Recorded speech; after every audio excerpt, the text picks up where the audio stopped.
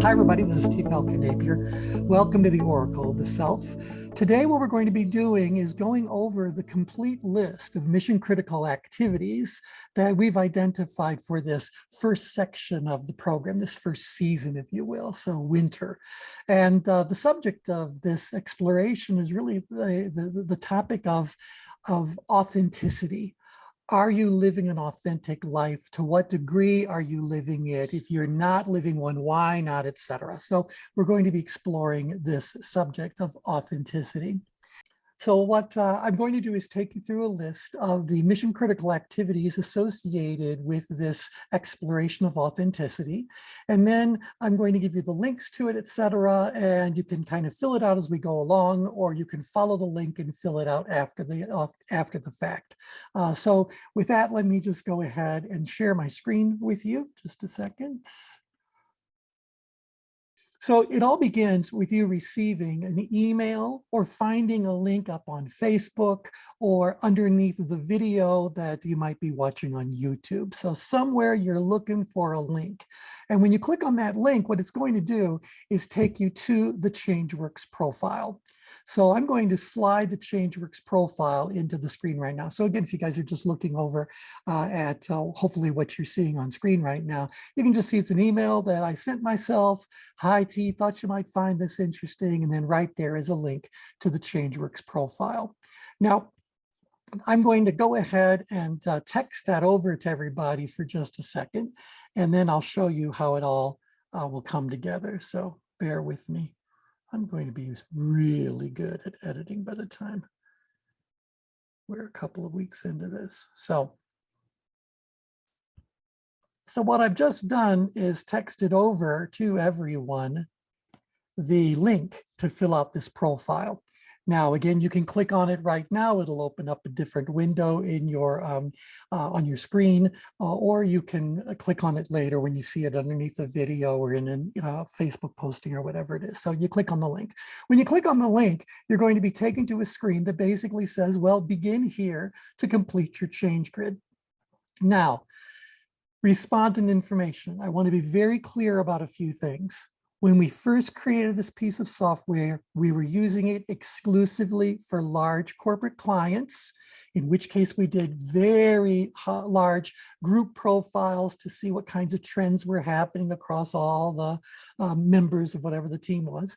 And then the other thing that we did was we used it for individuals if we were doing coaching or whatever. In both of those cases, it was very important that we knew which change grid belonged to whoever, because sooner or later we wanted to be able to talk to them about their results, and we had to be able to match person and profile. We're in a different situation when it comes to the Oracle of the Self. I really don't need to know who you are. I want this to be as anonymous as you would prefer that this experience to be. And so you can put in any name you want under first name and last name. It really doesn't matter. The one I like most often is I happen to be Ferd Burfle. Ferd Burfle, B-U-R-F-L-E, I'm Ferd Burfle. You don't need to remember what your name was. It doesn't matter at all. I'm just trying to say to you, when it comes to you being able to be anonymous about this and have your privacy protected, we have no reason to know whose grid belongs to who. We don't care. The second thing is we aren't going to be calling you. So there's no reason to give us your phone number. Again, when we were using this for business purposes, we needed to contact people.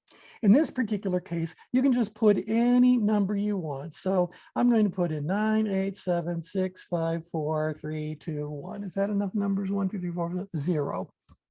There it is, 10 digits. I'm never going to call you. Feel free to put in a fake phone number. The one thing, though, that has to be accurate is your email address, because the system is going to send you your results the moment you finish the filling out the ChangeWorks profile. So unless you want it to go to someplace you're never going to find it, you need to provide a legitimate email address. And I want you to know that our system has no way of taking your email address and moving it into some database automatically. The only reason this email address field even exists is so that you can get your results.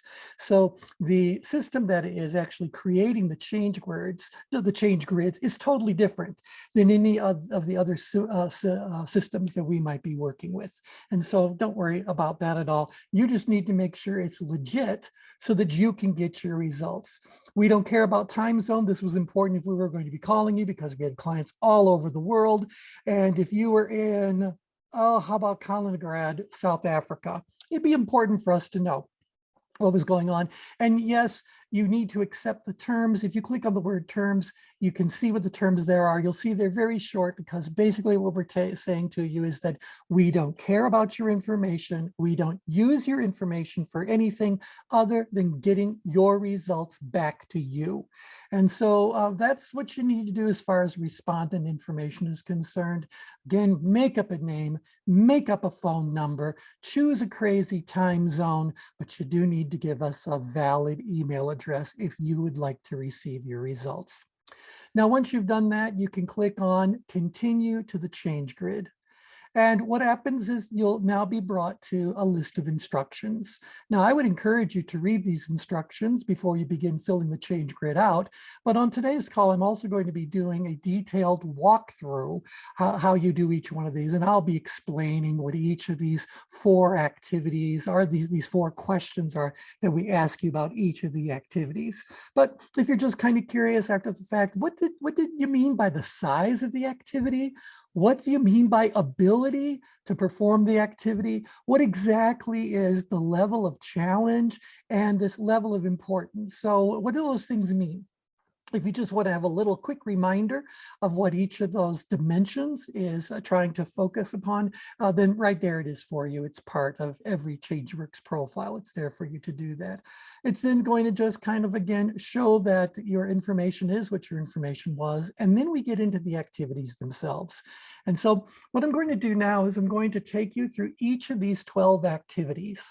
And I'm going to explain to you what each of these activities kind of means so we can make sure people are answering the same thing.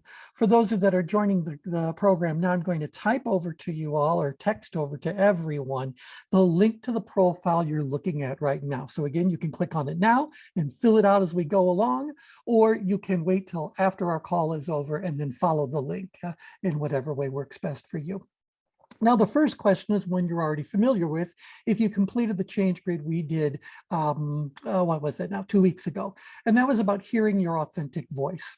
So we talked about the chorus of the mind and how inside of your head, there are all of these voices. Some of these voices came from your past long, long ago, things you remember your parents saying, teachers saying, spiritual leaders saying, whatever. It could be anything from anybody, but somehow it's stuck in your head.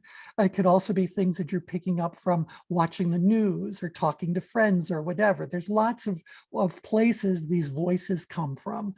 But the more and more voices that are zimming around your head and the more and more of their messages that are being moved all around, the easier and easier it is for you to lose the authentic you.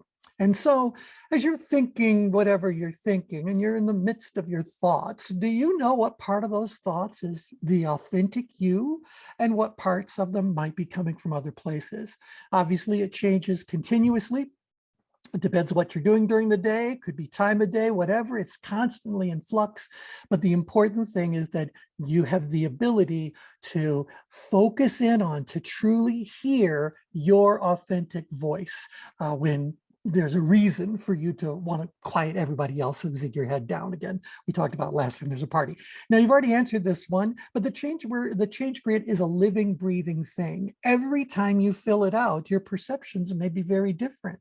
And so we use a change grid as an instrument of communication, a tool in the moment that allows us as a professional to better understand the conversations that you are having with you about you. That's what the Oracle is, conversations you are having with you about you.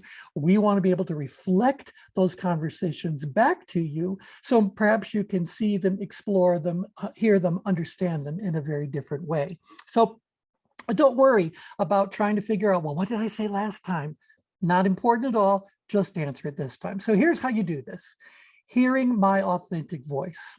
Now we need you to answer 4 questions about that particular activity. The first question has to do with size.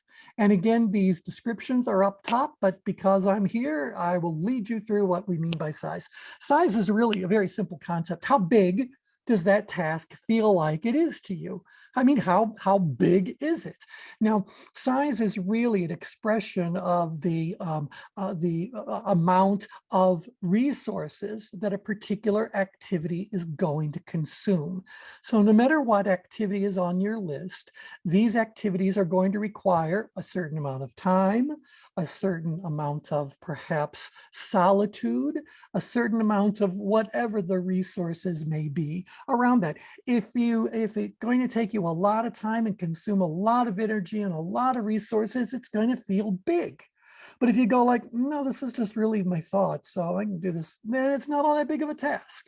So you want to rate the size of it. Size, again, a way of looking at the resources that something is going to require. And that is ranges from a low of 0 to a high of 12. The higher the number, the bigger the activity is going to be. Now, in order to really understand what we mean by talking about size, I want you all to just envision this for just a second. Picture, if you will, that right in front of you is a translucent sort of cube. And inside of this cube, you're going to put all the things that you need to accomplish in a particular time frame, a particular day. So if you will, think of the cube as being your total capacity to do activities, handle projects, complete tasks, whatever verb you want to put around it. If it's something you need to do, it's going to go into this, this cube that's in front of you. Now, I don't know about you, but personally, I only have so much capacity to juggle stuff. And so as I start to load up my big cube with everything that needs to be done, sooner or later, this cube is going to get full. And I'm sorry that I'm full. That's all I can do. Can't handle anymore. Bandwidth is all gone. So we hear employees say this a lot in corporate sorts of settings. It's like, I only have 8 hours in a day. I only have, and they talk about the limitation of certain resources. Every activity that occurs in your life is going to have a certain size to it. And depending on the size associated with those activities, you might be able to do a whole bunch of them in a day. You might be able to get one done if you're lucky. And so size is the way that we express that whole resource consumption. If it's going to require no resources whatsoever, you can give it a very low number. If you think it's going to consume everything you've got and then some, by all means, give it a 10, 11, a 12, whichever number you think most accurately represents the required resources as you perceive them. These are all your perceptions about what's going on, obviously. So that's size. So when it comes to hearing my authentic voice, I might say, well, you know, that's really not that big of a task. If I really just wanted to hear my authentic voice, maybe all I need to do is just quiet my mind for a moment, sit silently, close my eyes, take a couple of deep breaths, and then pose the question that I am trying to explore to myself. And let's hear what voices come forward in answer to that particular question. All right, if that's all that there is to it, well, then this shouldn't be more than like, I don't know, how about a 2, maybe a 2? You get good at it, maybe it's a 1. Maybe right now, because you got a really noisy head, it just feels like, oh, it's going to take a lot. I'm going to need to meditate for an hour. I'm going to need to find a dark room. You decide how big is this task. For me, I'm going to give it a 2. Now, the second question we want you to answer about hearing my authentic voice is, how do you rate your ability to do that? So ability, if you scroll up here, the ability is made up of concrete sorts of factors, things like your knowledge, skill, experience. These are things that are very real, tangible, measurable, quantifiable sorts of things. And so when you're looking at your ability to do something, what you really are assessing is, the amount of understanding you have about it, the amount of experience you've had in doing it before, whatever unique knowledge or skill it might require. What is it that gives you the ability to do something? Now, sometimes people want to confuse resources, like we were talking about for size, with ability, which is what we're talking about right now. And they might say, well, I don't have the ability to do it if I don't have enough time. Well, there's a case to be made all around that, and the case does not need to be resolved. The truth is that whenever we're asking you to think about any activity that's going on in your life and then answer 4 questions about it, we're actually asking you to do something quite, I don't want to say contrived. Your brain doesn't pose 4 distinct questions. Your brain just does what your brain does. It looks at the situation, and the whole world of assessment is happening simultaneously. So we're asking you to do something that really is quite contrived, and we're asking you to do it for very specific reasons.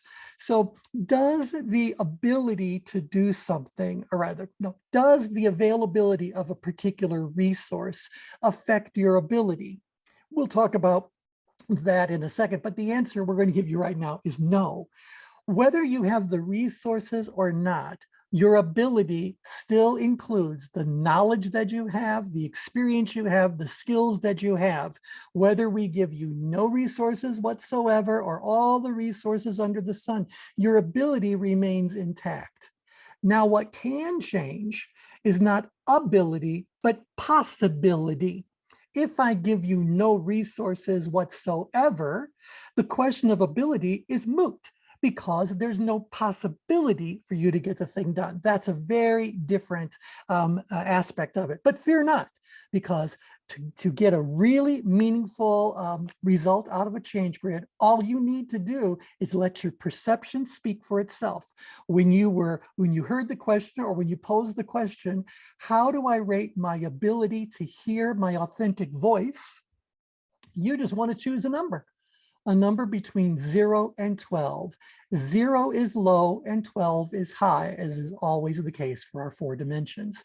If you gave yourself a 0 for ability, you'd be saying, I have no knowledge, no skill, no experience, no nothing that could help me perform this activity. To give yourself a 12 is the other extreme. You know everything there is to know.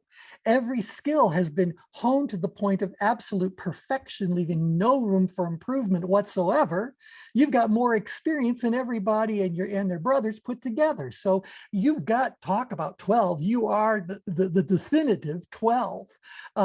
Now, one joke we like to make, but there's a real important lesson in it, is that as you go about life on this planet, you meet a lot of people that think they're 12s and a lot of people that you think are 0s. But the truth is, everybody is someplace in between. Very rarely is giving yourself a 0 or a 12 a real accurate representation of any of these dimensions. The truth lies someplace in between on this scale that we intentionally made a little bit larger than people were accustomed to. We'll get into the reasons for that as your understanding of tension management and your understanding of the change grid continues to grow. So bottom line, you need to rate your ability to hear your authentic voice. My ability to hear my authentic voice, I've heard it before. I've done some work on this. I think my ability to hear my authentic voice is probably a 10. Maybe an 11 on a good day, but the truth is I'm human and I'm susceptible to messaging coming to me from all sorts of directions, and those messages can cloud my own authentic voice, or they could steer my authentic voice to a place of inauthenticity if I'm not really vigilant about the whole thing. So that's ability. Now, the third dimension we want to look at is the perceived level of challenge that you think that activity represents to you. Now, as I said, everything about ability is concrete. It's real, it's measurable, testable, quantifiable.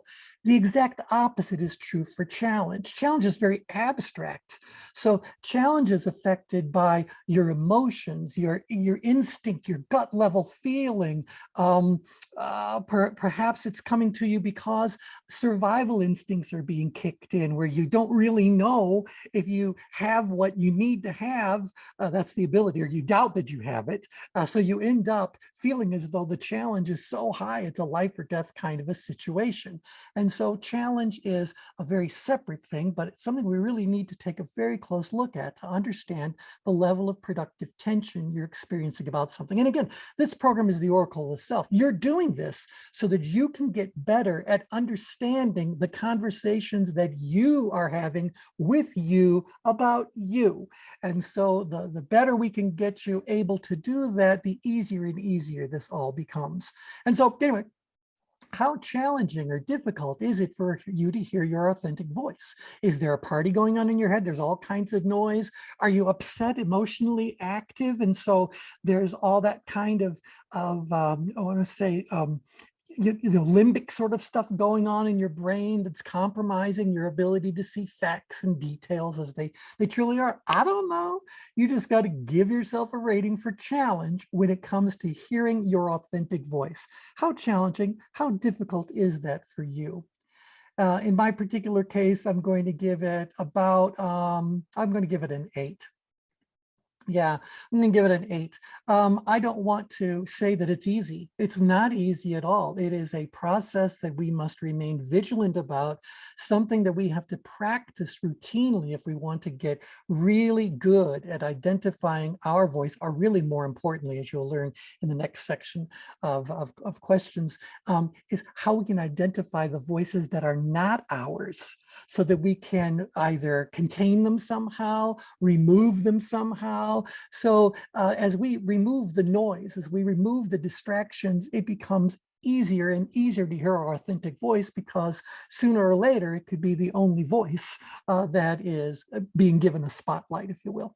And so so that's the challenge. How challenging is it for you to really hear your own authentic voice? And then the last one is, how important is it? How important do you think it is for you to be able to hear your authentic voice, isolate it, hear it, really understand what its message is? Importance also ranges from a low of 0 to a high of 12. To give it a 0 would mean you think it's below trivial, below inconsequential. It doesn't matter at all. It's not even on your radar. It's so unimportant. And then the other extreme, a 12, would mean it's of absolute everything else can wait sort of importance. It's crucial, a life or death situation, an action that needs to be taken now. Seize while the iron is hot. This is something that you just go, we need to do this, we need to do this, we need to do this, we need to do this. So however you end up coming to the perception of importance is affected by a lot of things. Perhaps one of the biggest things are these other voices in your head. Is it important to you because others tell you it should be important to you? Or is it important to you because you genuinely believe that it is something that makes a big difference for you?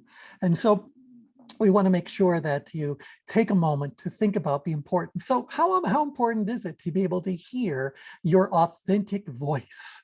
And I'm going to say I'd give it at least an 11, maybe even a 12. So I'm going to give it an 11 for now. Again, you guys have to rate your own. But when you're done for your activity, you have answered these 4 dimensions: size, ability, challenge, and importance.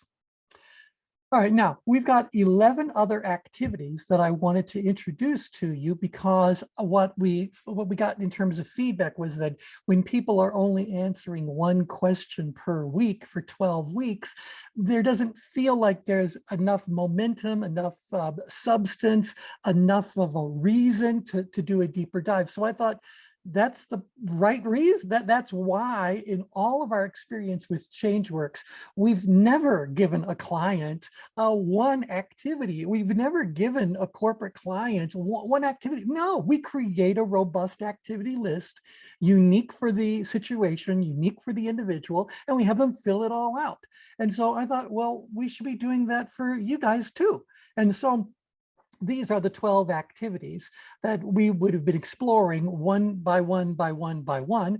I think instead what we're going to look at is how you fill it out, all of them at this particular point in time. So let's go over this list of activities. And again, if you're filling out the change grid as we go along, you can go ahead and use the drop downs to do size, ability, challenge, and importance. Or again, you can do this after the fact. So the second activity, maintaining an open and honest relationship with myself. Maintaining an open and honest relationship with myself. You know when you're being open and honest with yourself, and that means you also know when it's not happening. So are you kidding yourself? Are you just deciding to adopt certain values and beliefs, and on the surface you're doing so? Are you really being genuine with yourself about what your personal truth happens to be? So maintaining an open and honest relationship with yourself. Now, I'm not going to do the drop downs. We don't need to do the walkthrough for all of them. I'll do a couple more, but that's what that activity is all about. How would you rate the size, the ability, the challenge, and the importance of maintaining an open and honest relationship with yourself? By the way, you guys can all be chatting over to me if you've got any questions or comments you'd like. You just feel free to type something over to me and I'll be happy to answer it or open the line for you to participate directly. Okay. So maintaining an open and honest relationship with myself. Now, how big of a task should that be? I don't think maintaining an open, honest relationship with oneself should be that big of a resource consumer. So I'm going to give that one another 1 or 2. That's how big it should be. Now, right now, maybe you're going through some sort of situation where your ability to be open and honest with yourself is suffering. Perhaps it's because you're confronting something that's very troubling to yourself. And in order for you to be open and honest, you would have to admit that certain things really are on your shoulders, really are your responsibility, really were your fault, or whatever the case may be. Or maybe you don't want to be open and honest with yourself because the truth hurts sometimes. Denial can serve us all very well as far as a technique for escaping things in the short run. You got to decide, how open and honest are you with yourself? And so my ability to be open and honest with myself, I'll give it a 10. The size I said was a 2. The challenge of being open and honest with myself, it's not all that high. Maybe it's a 4. And the importance is, I'm going to give it a 12. To thine own self be true, then thou canst not be false to anyone. So, I think that's where that goes. Living my authentic truth. Now think about this. If you're listening to your authentic voice and you're maintaining that open and honest relationship with yourself, are you walking the talk? Are you living those thoughts? Are you living your authentic truth? So when the question comes up, well, when it comes to living your authentic truth, how do you rate yourself? So maybe size, you're going to say that's a bit tougher. I'll give that a 5. My ability to do that, because I'm just figuring out what my authentic truth really is, maybe I'll give it a 7. The challenge of doing it, this is really pretty tough. I'm going to give it an 8. And the importance, I'm going to say, well, you can probably get along in life without doing this, but are you really living your life? Are you just kind of living what other people want you to be and do? So how important is it to you? Just be honest with yourself. For me, I'm going to give it a 10 because I need to have filters. If I'm not careful, I do have a ability to point out things that people might not have wanted pointed out. Anyway, so yeah. So sometimes rather than living my authentic truth, I'll just kind of hold a little bit back because I don't want to confront people. I don't want to do whatever. Now, in order to live your authentic truth, the next activity is about taking inventory of the values and beliefs that you currently project. Think about that, the values and beliefs that you currently project. What are you putting out there to the world that is allowing them to form some sort of an impression of who you are, what you're all about, and how you go about doing whatever it is that you do. And so there could be a very big difference between your authentic self and the self that you offer the world to see. And that self that you offer outwardly could be different depending on who it is that you are offering this representation of yourself to. Is it 100% completely and totally authentic, no matter who you're talking to or when you're talking to them? Or do you allow yourself to morph a little bit depending on the situation, depending on the purpose, depending on whatever the objective happens to be? So before you can really manage that well, it's important to know what are these values and beliefs that I tend to project when I'm interacting with the world around me or the people around me. So you might be someone who is very, want to say, very devoted to your particular way of eating. But because you don't want to get into a big battle with people about the way that you happen to be, feeding yourself, you in turn just present yourself as being someone who just kind of goes with the flow or whatever the case may be. It may very well be that your values and beliefs about keeping a relationship or a situation peaceful is greater than your the value that you place upon being 100% candid at all times with all people. So there's not a right or wrong answer. Be very clear about that. This is just about you learning how to talk to you about you. So don't let another voice come into your head that says this is good, bad, right, or wrong. It simply is. And we think the value is in the exploration of this more so that it is trying to come up with the right way to do things. So ultimately, you're going to be you, and we celebrate you being you. We just hope that we can help you better understand the you that you truly are and the you that other people have had the opportunity to meet and interact with. All right, so to start with, you got to take inventory. What am I projecting in terms of my values and beliefs? What am I kind of telling the world is my truth as far as I'm ready to reveal it to them? So you got to take that inventory. Now, the next thing you can do with that inventory, I think, is a very interesting exploration, a very interesting exercise, validating that the values and beliefs that you hold are truly yours. So if you are holding a belief internally, whether you're expressing it or not, just because you hold it internally doesn't mean that you didn't inherit it from somebody else.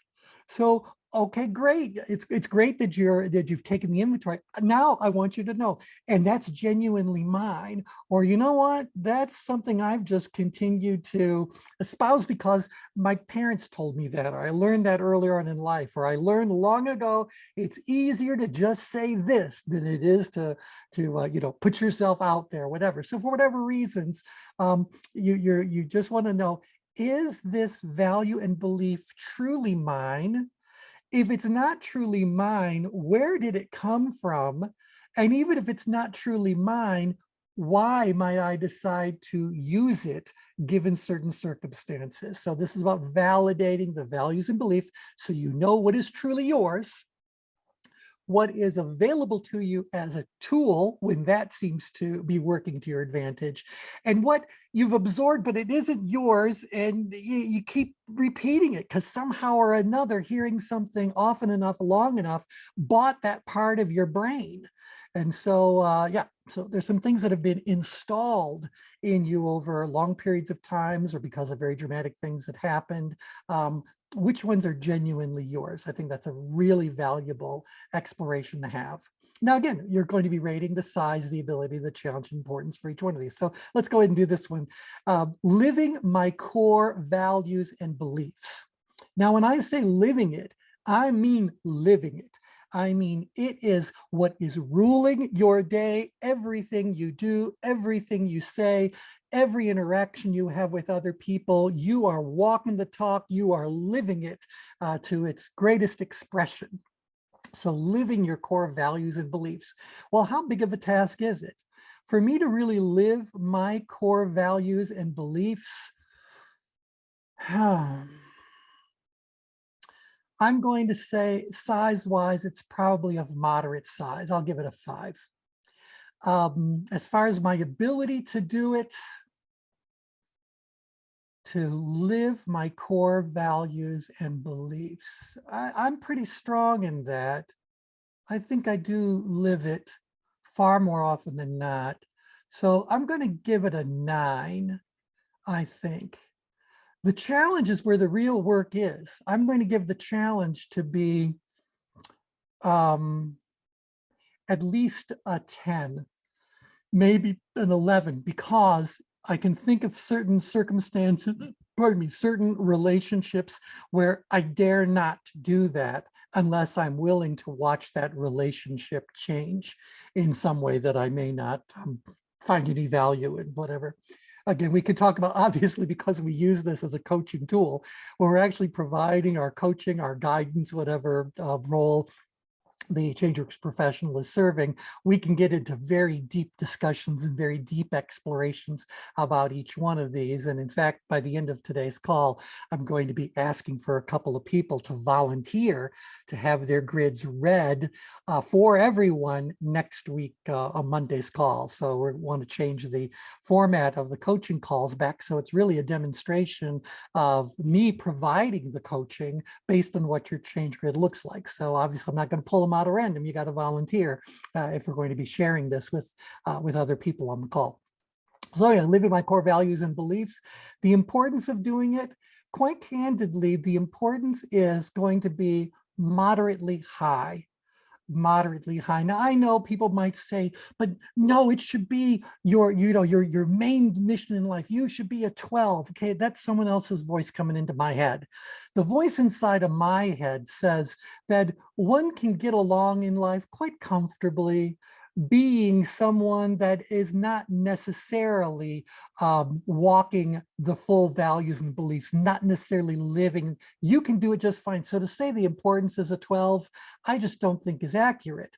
Now, if you want to give it a 10 or an 11 because you want to work on this, well, that's fine. It's important to you. Again, importance comes only from you. These are your perceptions of what's going on.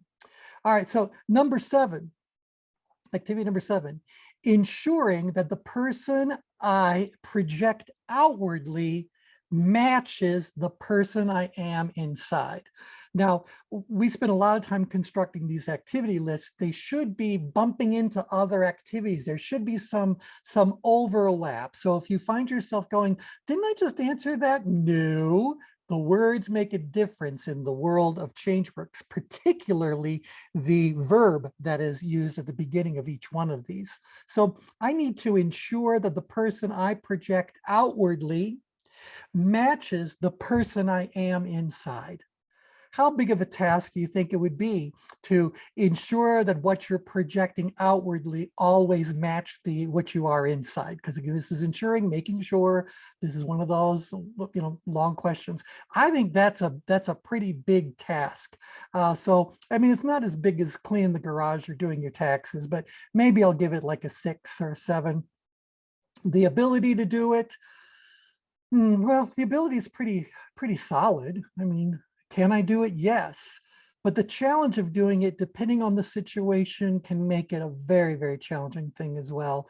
So maybe I'm going to give that one a challenge of an 11. And the importance, again, maybe only moderate. Now, again, I don't want to be steering your answers. I want you to be honest. See that second one, maintaining an open and honest relationship with yourself. The change grid is going to give us a result. And people often ask, well, how accurate is it? And the answer is very simple. It's really how accurate were you in describing your perceptions? Were you honest? Were you accurate? If you are, it would be. The change grid is a mirror. It's reflecting back to you what it is that you put in front of that mirror. And so if you are being very open and honest, if you're being very thoughtful, if you realize that as far as our purposes are concerned, this is all anonymous, unless you choose to be the subject of one of the coaching things, then that's going to be a different kind of a thing. Because now you want to, we talk about getting in the fishbowl and going for a swim. So if you want to do that, that's really great. You'll get a grid reading from that. Okay, so now the next one, number 8. Aligning my actions with the truly authentic person I want to be. Now, there's a difference between 7 and 8. 7 was all about that the person you project outwardly matches who you are internally. That's not really much about doing as much as it's about being. This is about looking at your actual behavior. So is there strong alignment between the actions that you take, the behaviors that you manifest? Do those align with who you truly, authentically want to be? So in this idealized version of yourself as a fully evolved, fully authentic person, are you really behaving in accordance with that? Or even though you're trying to project what matches, sometimes the behavior doesn't necessarily align with that. So try to make a distinction in those two, aligning your actions. All right, so now we got 4 more left to do, and then I'd be happy to answer any questions any of you might have if you'd like to throw them my way. So let's look at number 9. Number 9, eliminating barriers to living more authentically. Eliminating the barriers to living more authentically. If you are not living an authentic life, if you are presenting to the world an abbreviated version or a distorted version of who you genuinely are inside, even if you're outwardly lying to them, giving them a totally manufactured version of who you are for whatever reasons, we want to know that you know what's stopping it from happening. What's stopping you from living authentically could be nothing more than you. So it could be that because you hold certain values that are not really in harmony with other values, they have to take priority. And I gave you one earlier when I said, maybe you have as a very high value that you don't want to hurt another person's feelings. And so rather than giving them candid feedback, if they ask for feedback, you instead give them some sort of a superficial sort of positive stroke. And I can give you plenty of examples, all that, but your own example is probably the best one to come up with. Yes. So we want you to kind of just recognize that it may very well be that part of what's making it difficult is a conflict in values and beliefs that you hold internally. Again, if there's a mismatch between values and beliefs that are genuinely yours and the values and beliefs that you've kind of absorbed over your lifetime, you don't even know where they really came from, I think it would be very predictable that there's going to be some friction, some dissonance between your values. Maybe if your values were, you were living them 100% and they were genuinely yours, it'd be a lot easier to do that. But yeah, here we go. Just was sent a question. Will we be able to redo this change grid as we go through the 12 weeks once we understand more?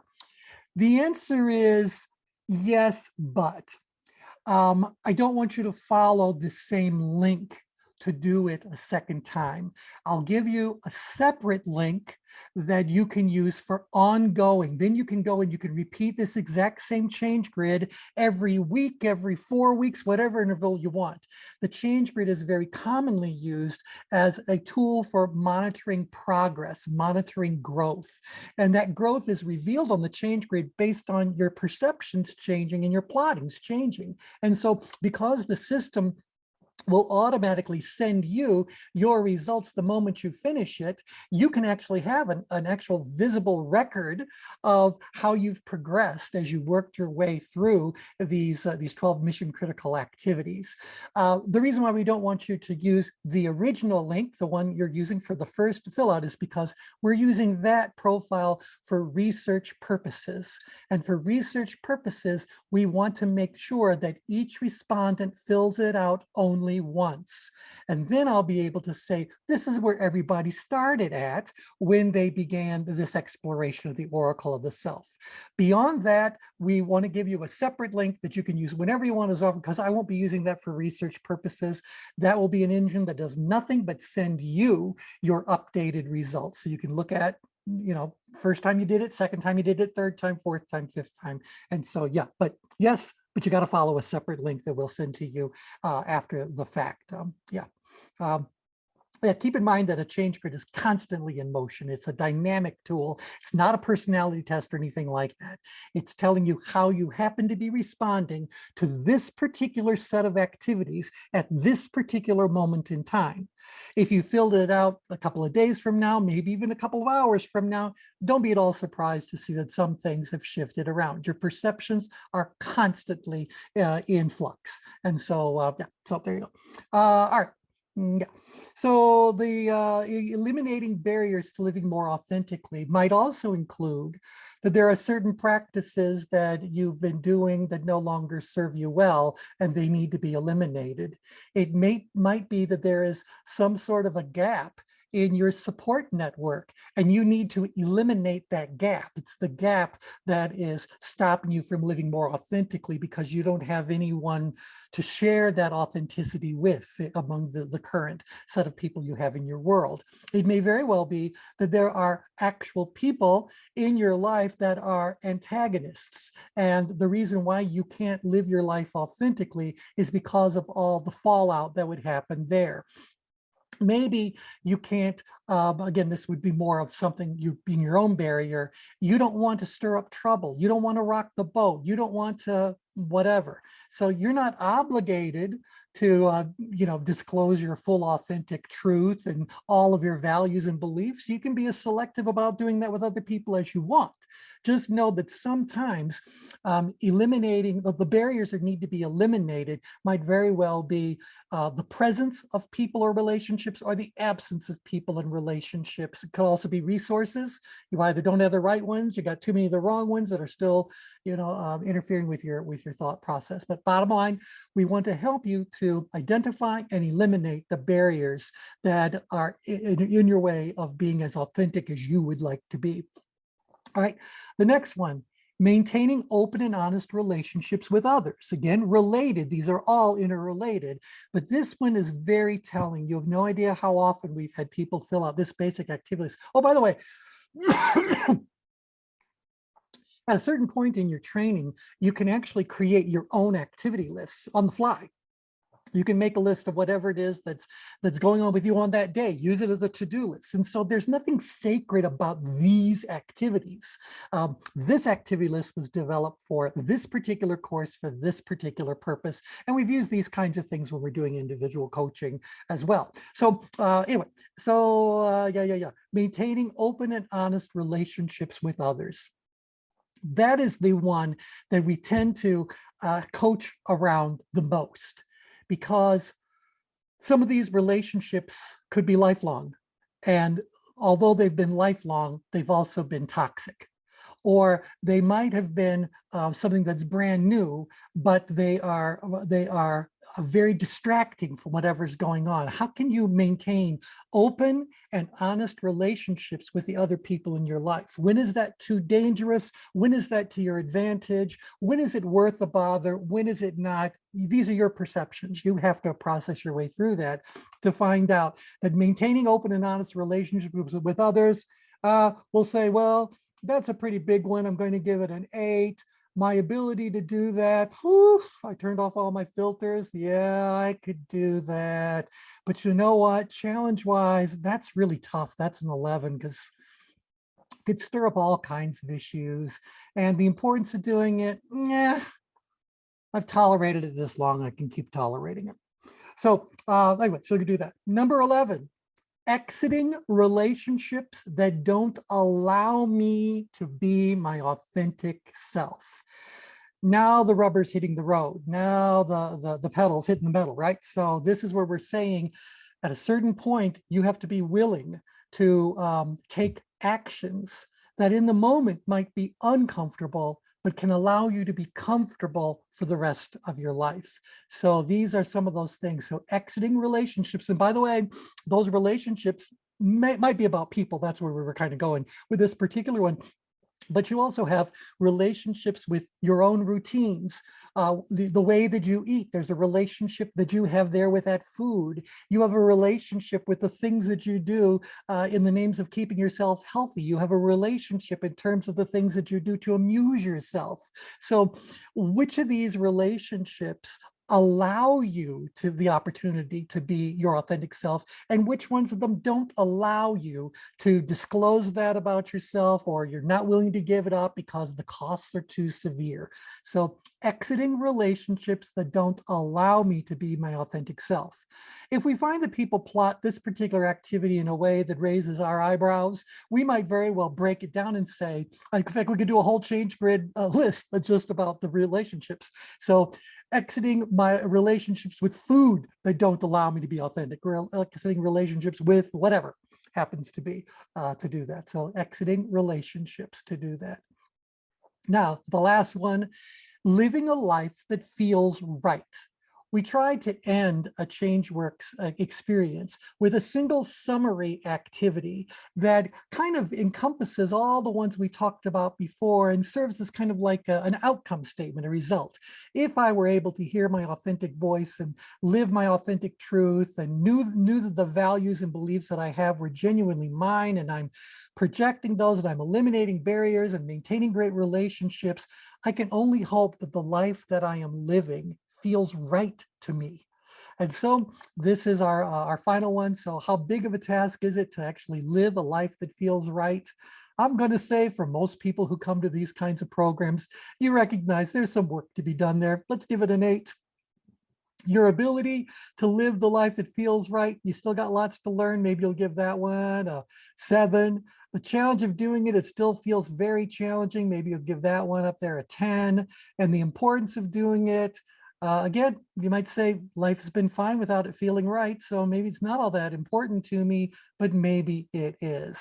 And so I'm going to say, I'm going to give it a 4, just so I've got something really low on the importance scale. Now, for me to look at my change grade, I would have to answer all of these. There has to be a number in every drop-down box. So I'm not going to run my results today and show them to you. But I just want to make sure, and again, if everyone can kind of unmute for just a second, or if you have something to say, go ahead and unmute. I'm curious to know if you have any questions about these questions. Anything going on there we want to look at? Nope. All right. Well, good then. I'm so glad it was that clear. Oh, good. Yeah. So do you mind going through the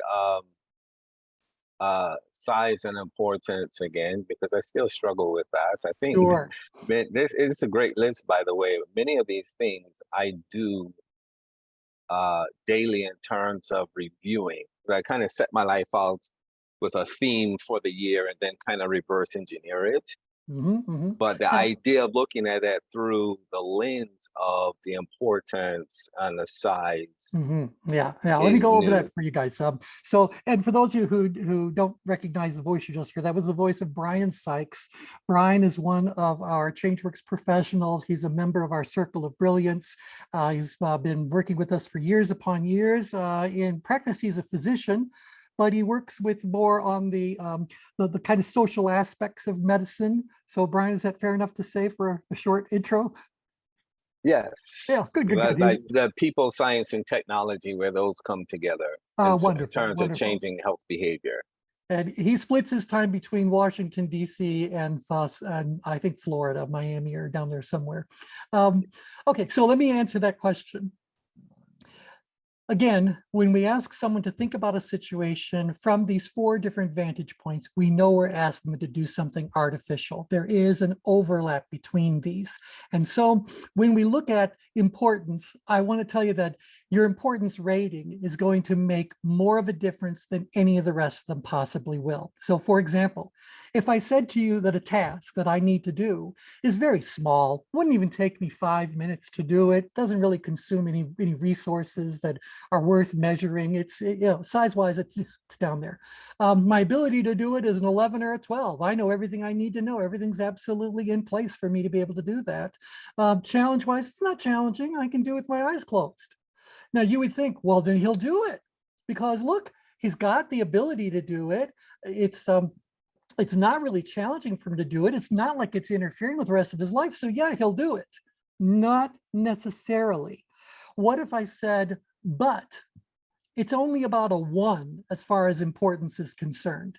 Do you think I'm going to do that activity or avoid doing it if I only associate an importance of 1? Avoid. Avoid it. On the other hand, let's say that I said that, yeah, my ability is very high. The challenge is very, very low. It's not going to take a lot of time, and it's absolutely crucial that it gets done. Well, now you can predict with more accuracy that I'm going to focus on getting that one done. So ultimately, it's going to be importance that we have to look at in greater detail, particularly when working with corporate clients. In fact, the gentleman who just spoke is David Harrell. David is also one of our ChangeWorks professionals and a member of the Circle of Brilliance. And he's out of the Michigan area as an executive business consultant. We've known him probably longer than anybody else on the whole list. So, brother, David can tell you that there are a lot of times when companies have invested very heavily in making sure their employees have a tremendously high level of ability to execute whatever their tasks happen to be. And the tasks have become routine enough, exercise enough that the challenge isn't there at all. It's an easy thing to do and they're more than ready to do it. And we've done our very best to contain the activity so it's not going to be something that's going to require tremendous amounts of time or effort or energy. All right. What happens if the importance is low? Are the employees going to do it or not do it? No. No, they're not. And David, the question for you is, why do I say that's a leadership issue? Because it's important for the leader to set the vision and make sure that as far as accountability is concerned, they're tracking the right lead measures and pushing the right priorities. This is exactly right. So it's on the shoulders of the leader to help everyone understand what the importance is, and to not only understand it, but to actually absorb it, feel it, resonate with that importance. So they'll do that.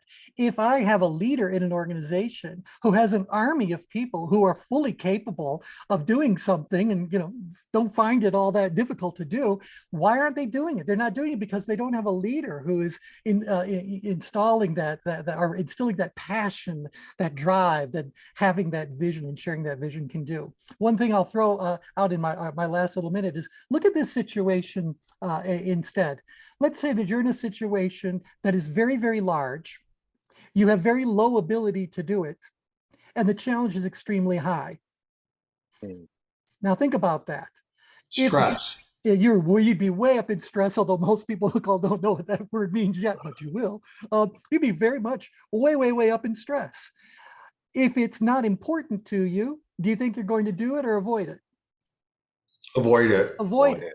But if the importance is high enough, 10, 11, or 12, even though you don't know how to do it, and it's an extremely challenging thing to do, and it's a big, big task, if it's important enough, what will happen?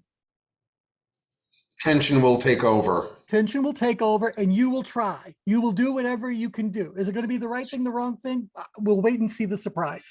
But I know this for certain. If the importance is high enough, you will at least go there and do something. The description I just gave you of that scenario would have been a life or death situation.